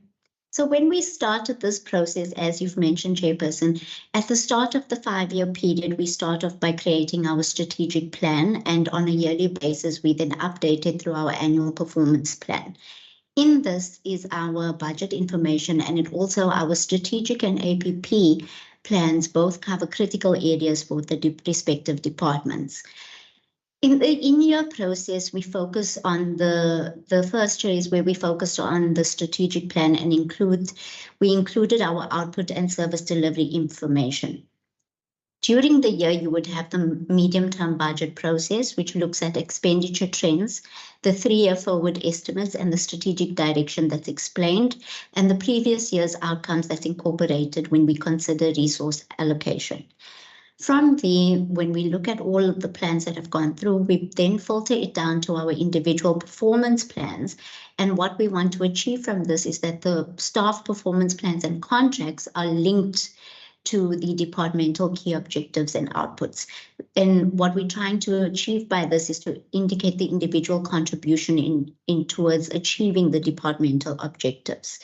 On a monthly and quarterly basis, we then report on the budget and implementing strategic plan, and we highlight the departmental performance. This includes both financial and non-financial against targets. And then we come to what we are presenting today, which is the annual report, and which then reports on the performance against the budget and the strategic plan, and the meeting, and we strive to achieve the reporting requirements in terms of National Treasury and the public service regulations. And lastly, we then move to the annual review, which looks at the environmental changes, the expenditure outcomes, and new budget allocations going forward in terms of any potential as well strategic direction. With regards to the changes that was made into the annual report guide for this current period, there were two significant changes, one being the inclusion now of the PFMA compliance report and then the removal of the COVID-19 reporting, which I will touch on below. So with regards to public entities and departments, on both guides, the section was removed where there was the requirement to report on COVID-19 pandemic. And then with regards to Section E, as mentioned, public entities and departments are now required to report on the PFMA compliance. This includes information on irregular, fruitless, and wasteful, as well as unauthorized and any material losses. They also need to report on late or non-payment of suppliers and specific information on supply chain management, which I will touch on later on in the slides. With regards to public entities and departments, previously financial information fell under Part E, but this is now moved to a separate section called Part F, but the detail within has not changed. Now, in summary of the sections in the annual report, it is very extensive and the deck is there for reference for the committee members. Part A of the annual report highlights the general information. For public entities, it would include the information of the auditors, the name of the entity, any registration numbers, bankers information, the details and professional designation of the company secretary. It would also include a forward by the chairman and an overview by the CEO. Whereas for a department, it would be a forward by the MEC and the overview done by the accounting officer. In the annual report guide for departments, to link to the entities, there is a section for entities reporting to the MEC or the minister, which outlines the relevant PE-related information that is then reported to the executive authority. This is not included in the annual report guide for public entities. Now, part of the Part B information, this includes performance information.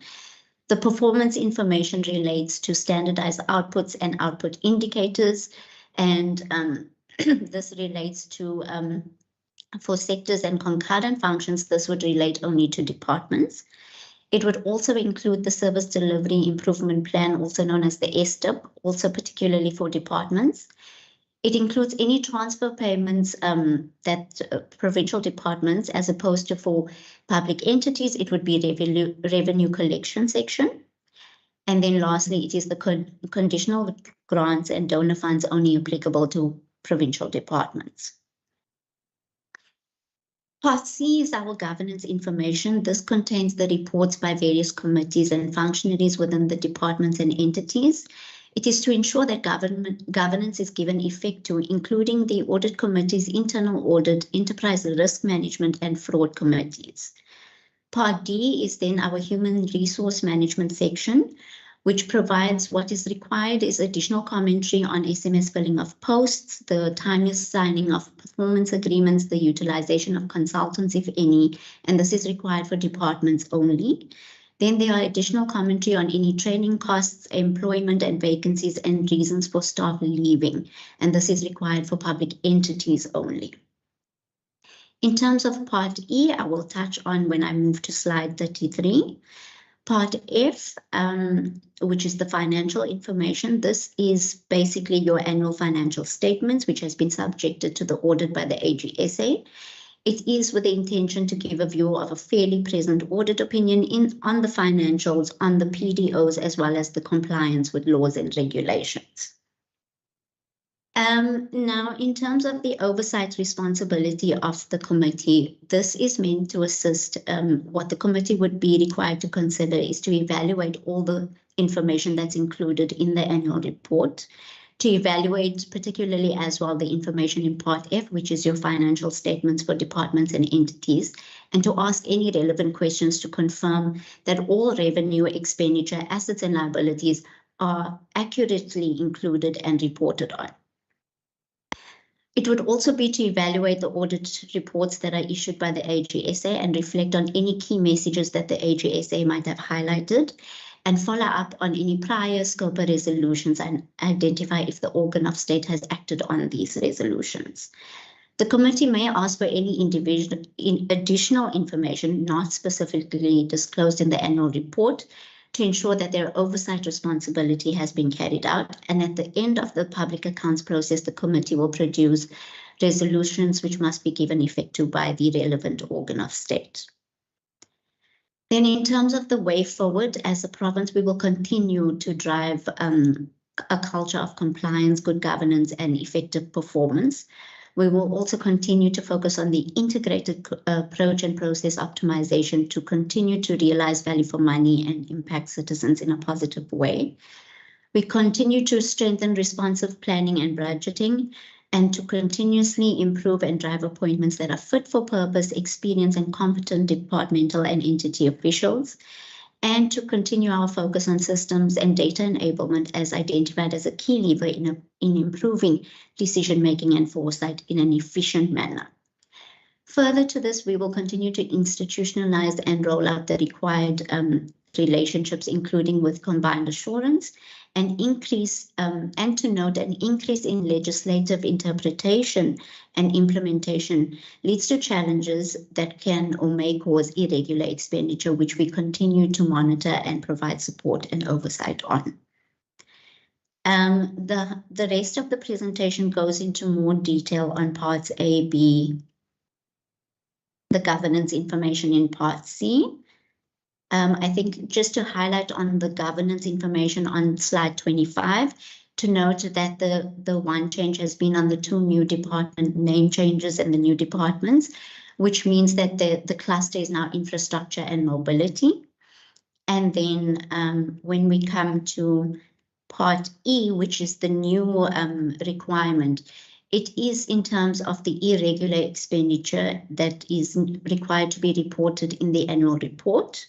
In terms of irregular expenditure, what is required is that all confirmed irregular expenditure must be disclosed in the annual report under Part E, including separately must be disclosed any irregular expenditure that is under assessment or determination or investigation, meaning that this is not necessarily confirmed, but it is under investigation to be confirmed whether it is actually irregular or not, as well as pointing out condoned irregular expenditure that was condoned by the relevant authority or transferred to receivables for recovery, and any irregular expenditure that has been written off if it is not recoverable or not condoned and has been removed by the accounting officer.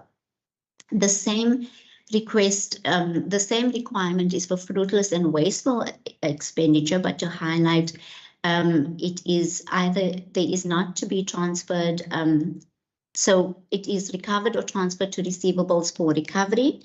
And also details of the current and previous year disciplinary and criminal steps taken as a result of fruitless and wasteful expenditure is required to be disclosed.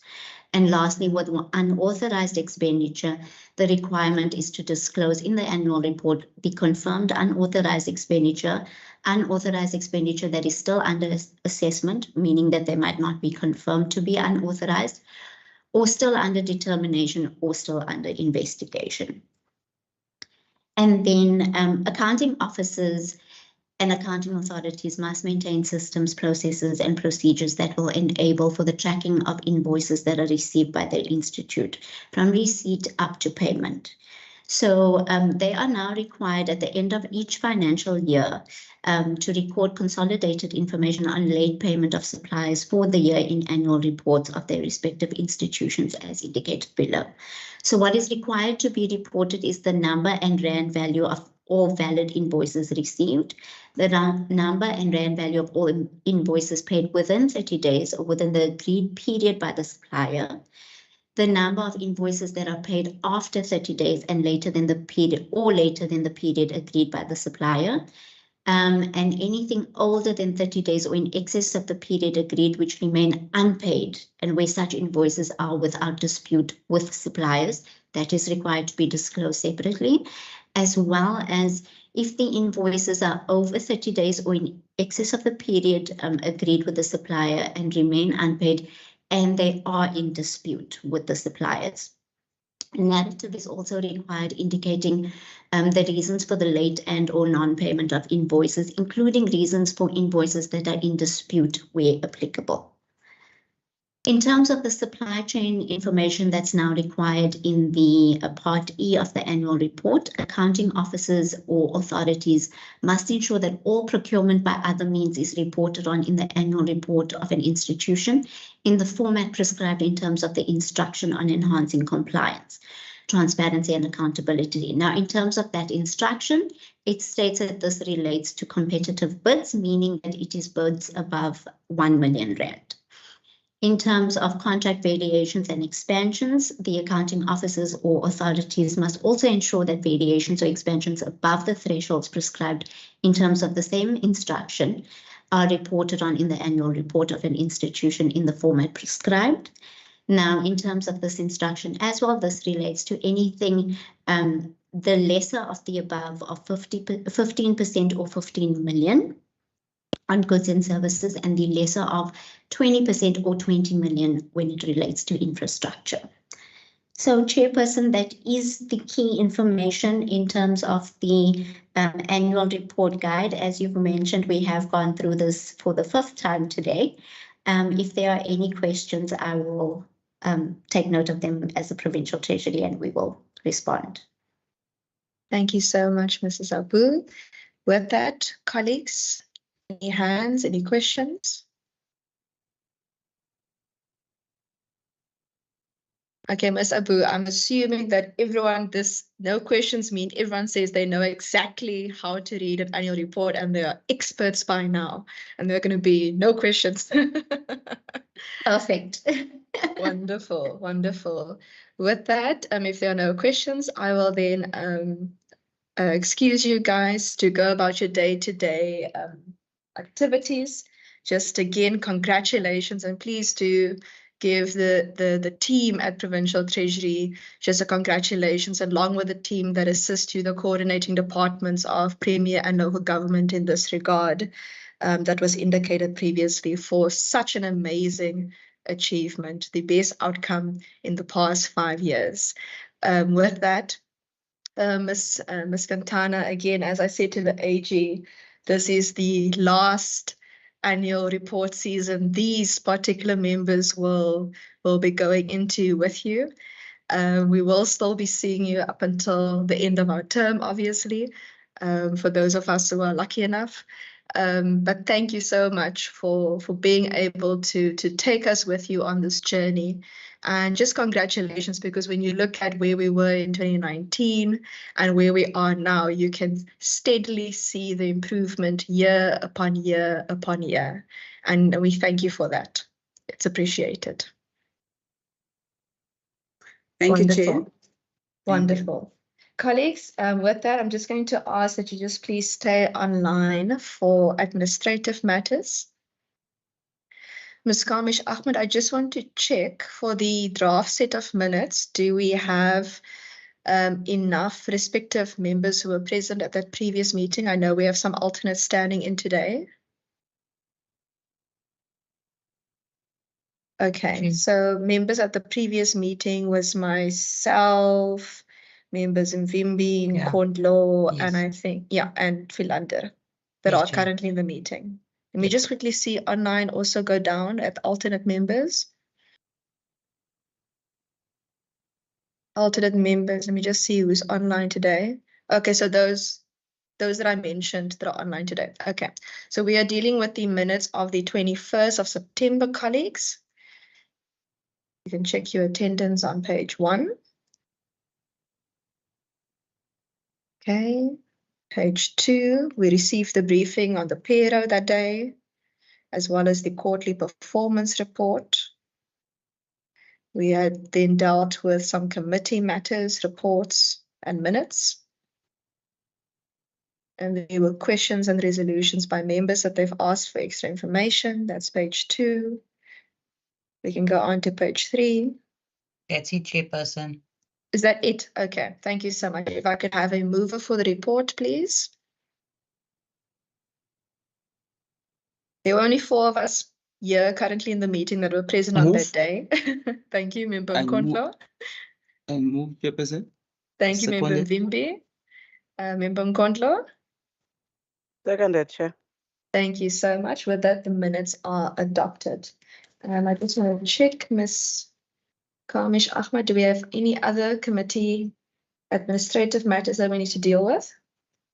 No, Chairperson, it's just that the annual reports will go to the respective committees now. And if there's any resolutions, I did not get any, now's the time.